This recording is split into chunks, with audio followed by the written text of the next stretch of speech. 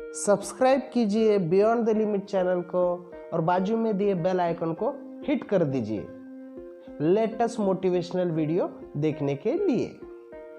जीवन में अक्सर हम अतीत की बुरी यादों और अनुभवों को याद कर दुखी होते रहते हैं।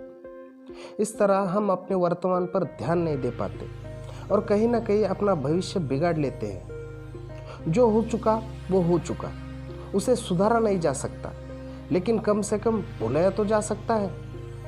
तो आइए आज हम इसी के बारे में जानते हैं एक कहानी के माध्यम से, और बाद में जानेंगे कि गीता में क्या लिखा है। एक प्रोफेसर क्लास ले रहे थे। क्लास के सभी छात्र बड़ी रुचि लेकर उनका लेक्चर सुन रहे थे। उनके पूछे गए सवालों के जवाब दे रहे थे, लेकिन उन छात्रों के बीच कक्षा में एक छात्र ऐसा भी था जो चुपचाप और गुमसुम बैठा हुआ था।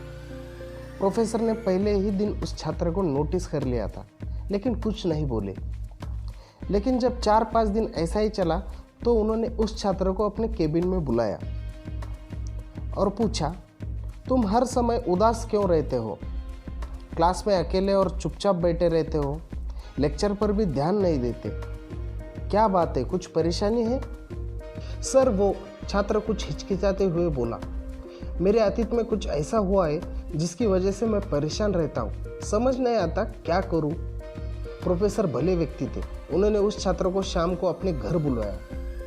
शाम को जब छात्र प्रोफेसर के घर पहुंचा तो प्रोफेसर ने उन्हें अंदर बुलाया और बिठाया।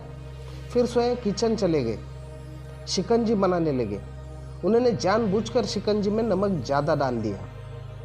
फिर किचन से बाहर आकर शिकंजी का ग्लास छात्र को देकर कहा, ये लो शिकंजी पियो। छात्र ने ग्लास हाथ में लेकर जैसे ही एक घूंट पिया, अधिक नमक के कारण उसका मुंह अजीब सा बन गया। यह देखकर प्रोफेसर ने पूछा, क्या हुआ, शिकंजी पसंद नहीं आई? नहीं सर, ऐसी बात नहीं है, बस शिकंजी में नमक थोड़ा ज़्यादा है, छात्र बोला। अरे अब तो ये बेकार हो गया, लाओ ग्लास मुझे दो, मैं इसे फेंक देता हूँ।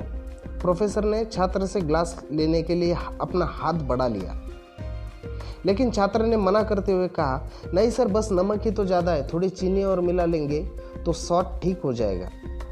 यह बात सुनकर प्रोफेसर गंभीर हो गए और बोले, सही कहा तुमने, अब इसे समझ भी जाओ, ये शिकंजी तुम्हारी जिंदगी है। इसमें घुला अधिक नमक तुम्हारे अतीत की बुरे अनुभव है।